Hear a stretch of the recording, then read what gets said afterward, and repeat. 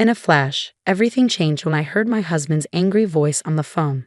He yelled, "Why do you always fall apart when I need you?" He didn't seem to care that I was in the hospital because our baby was in danger. He complained about being hungry and waiting for my cooking while I was stuck in the hospital. He said he'd had enough and was going out to eat with his parents, leaving me to figure out how to get home on my own. His anger made me feel even worse, especially because I was scared for our unborn baby and worried that I couldn't protect them. I used to be a dedicated cosmetic salesperson known for my hard work and success. I had many awards and loved my job. Meeting my husband felt like a dream come true, and our relationship quickly turned into marriage. When I found out I was pregnant, I had to make a tough choice. Leave my job to avoid the risk of miscarriage, thinking about what was best for our family's future. As my pregnancy progressed, my husband's support seemed to disappear. What used to be excitement turned into frustration. Simple tasks became overwhelming for me, and I struggled to meet his expectations. He would ask, "Where's my lunch?" and then criticize the simple sandwiches I made, saying I couldn't handle smells. He dismissed my difficulties with, "Pregnancy is not an illness," making me feel alone in my struggles. This was so different from the man I had fallen in love with. He stopped coming to doctor's visits and showed less concern for the household chores that were becoming too much for me. Our home, once filled with love and respect, felt like a constant battle as I tried to protect both myself and our baby. I hoped that we'd eventually find our way back to understanding each other. Maybe he's just tired and stressed from mentoring a new person at work. I kept telling myself that once the baby is here, his busy schedule will ease up, and we'll settle into a good routine as a family. I reassured myself, whispering "okay," while gently touching my growing belly, trying to stay positive despite the challenges with my changing body and our strained relationship. Things between my husband and me haven't improved. On top of that, my in-laws have started showing up unannounced, which has added to my stress. They criticize the cleanliness of our home and worry about how we'll manage with the baby, but they still expect me to serve them food right away. I feel overwhelmed and unprepared, and their visits always end with disappointment. My husband never stands up for me and seems to agree with their criticisms, making me feel like I'm not good enough. One day, while heavily pregnant and sent out to buy groceries, I collapsed from exhaustion. I woke up in the hospital, having passed out from overdoing it, but thankfully, our baby was fine. The doctor said I needed to rest for a few days. I saw missed calls from my husband and thought he must have been worried. But when I called him back, instead of relief or concern, he greeted me with anger. "Where have you been?" he demanded harshly, as if my health and our baby's safety didn't matter to him. His cold words made me shiver. I tried to explain, "I'm sorry I collapsed at the store and had to come to the hospital. They have me on IV fluids and want me to stay here for a few days." But his response was unfeeling and impatient. "You collapse and I'm supposed to care. Why don't you answer when I call?" "You're so slow," he said, making me feel even worse. I couldn't stand the thought of our baby being exposed to this negativity. I pleaded, "Please stop yelling. It's not good for the baby," but he ignored me. He continued, "We're starving here waiting for your awful cooking, and you're just relaxing in the hospital." It was clear he wanted to go out to eat with his parents and leave me on my own, even though I was in this condition. His anger and lack of concern were overwhelming. I ended the call, feeling completely alone and heartbroken. As I returned to my hospital room, tears streamed down my face uncontrollably. In that vulnerable moment, a familiar and comforting voice reached out to me. "Are you okay?" I looked up to see Helen, a customer I had grown close to from my days as a cosmetic salesperson, offering me a towel. Seeing her brought me immense relief and warmth. "Helen, it's really you. I'm so glad you remember me." Our unexpected reunion felt like a beacon of kindness and human connection during my darkest hour. Helen was more than just a customer to me. After a tough divorce, she had lost her confidence and stopped wearing makeup altogether. I remember approaching her at the cosmetics counter and offering to help her try some makeup. The change in her wasn't just physical. It was a boost to her self-esteem and a step toward emotional healing. Over time, Helen became a friend, not just a client. But then, 5 years before I left my job, Helen stopped coming in, and I often wondered what had happened to her. Now here she was, providing support when I needed it the most. "I had been hoping to reconnect with you, Helen," I said. "I was surprised to find out you had left your old job when I went looking for you." "I'm sorry for just showing up out of the blue," she replied. "I had been working abroad.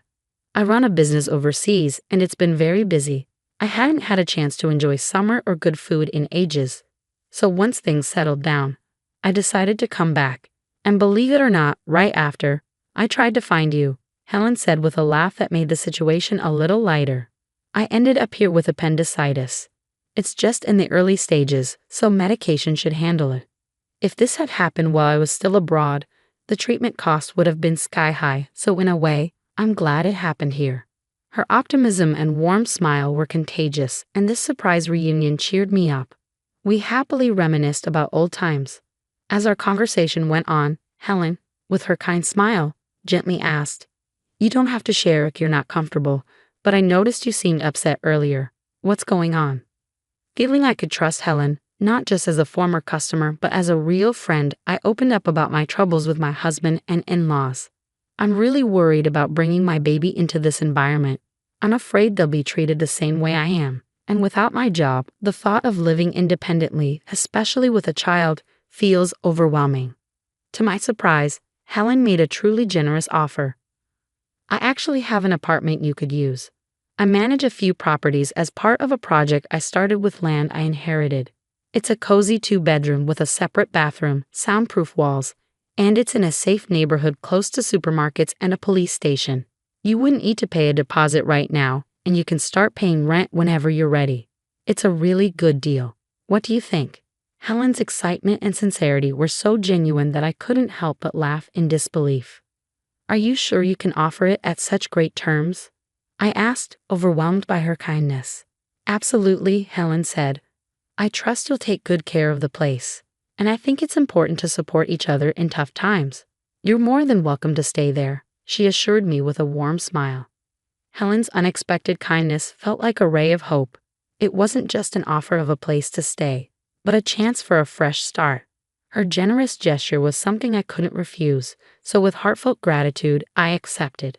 Days later, once the doctors gave me the all-clear, I left the hospital and moved straight into the apartment Helen had set up for me. She had arranged everything effortlessly over the phone, showing incredible generosity. I didn't go back to the home I shared with my husband. Instead, I embraced this fresh start in Helen's cozy and welcoming apartment. Although I felt a bit guilty about not paying rent right away, Helen just laughed it off, telling me not to worry. While my husband was at work, I went back to our old home to pick up my things. It felt strange and empty, much like how I felt inside. Helen's support went beyond just offering the apartment. She connected me with a lawyer who had helped her before, and this solidified my decision to pursue a divorce. The lawyer's encouragement gave me hope, and with each hospital visit confirming the health of my baby, my resolve grew stronger. One day, as I left the hospital, I was alarmed to see my husband waiting for me. I panicked and tried to leave quickly, but my pregnancy made it hard to move fast. He confronted me about the lawyer and our living situation, gripping my arm tightly. I stood my ground, insisting that any discussions about the divorce, compensation, or child support should be handled through the lawyer. I refused to return home with him. As he tried to force me to go back, a young woman stepped in to help.